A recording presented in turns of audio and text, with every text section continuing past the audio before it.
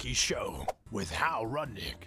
Hi, everybody. I hate to use this show as a soapbox, but there's a minority group out there that has been persecuted for far too long, and someone needs to champion their cause. Of course, I'm talking about witches, not sandwiches. They've been at the top of the charts for centuries.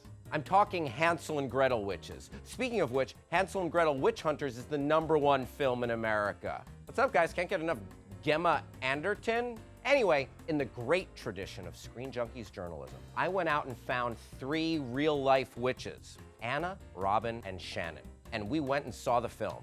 Afterwards, we went back to their lair for a spell. Sorry. You guys are actually witches? Yes. Yes. Do all of you conduct spells? Yes. Anything from getting a parking spot to... Can I hear a little bit of your parking spot spell? Can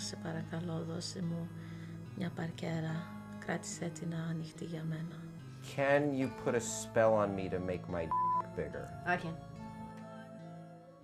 Once upon a time. So we saw Hansel and Gretel. Yes, boy did we. Describe the movie in 1 word. Unrealistic. 2 words. Cheesy and graphic. 7 words. This movie was a piece of... Whatever you do, don't eat the candy. What did you think about the portrayal of witches in the film? Well, I think it was very typical of Hollywood to portray us in that sort of light. If this was a movie about black people and I was black, I would have a problem with it.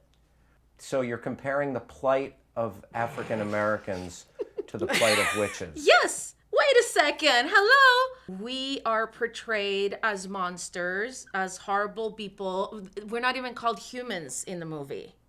They weren't humans. They had monster faces and horns. But that's not what... This is witches. Do you see monster faces and horns? I felt repressed while I was sitting there. Totally repressed. Repressed or oppressed? Both. It's very similar to the civil rights movement because we have religious beliefs and we should be covered under the First Amendment just like everybody else. Do you believe the way witches are treated now is similar to what African Americans have experienced in this country? No, not even close. Would you call yourself the Rosa Parks of witches? No. Would you call yourself the Martin Luther King Jr. of witches? No. Are you the Malcolm X of witches? No. So would that make you the Harriet Tubman of witches? I don't know who that is. I'm going to ask you what you think of portrayals of witches in the media. Okay. Practical Magic. It was good. Blair Witch Project. Good until I knew it was fake. Charmed. It portrays witches in a better light. Buffy. Never seen it. You've seen Charmed, but you've never seen Buffy? True Blood.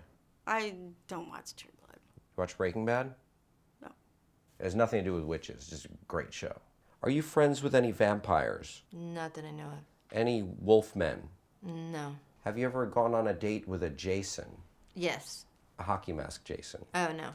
Would you call this film your Schindler's List? No. What would you call your Schindler's List?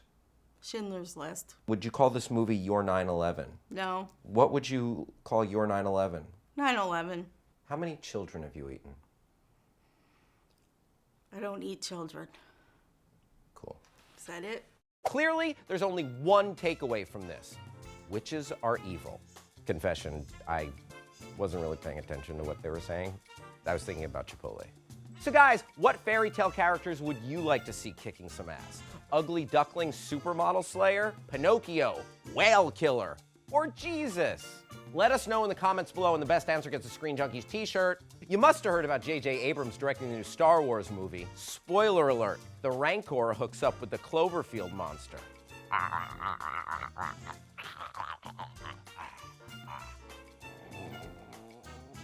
Don't forget, it's your show, so let us know what you want to see next. I'm Hal Rudnick. Bye-bye.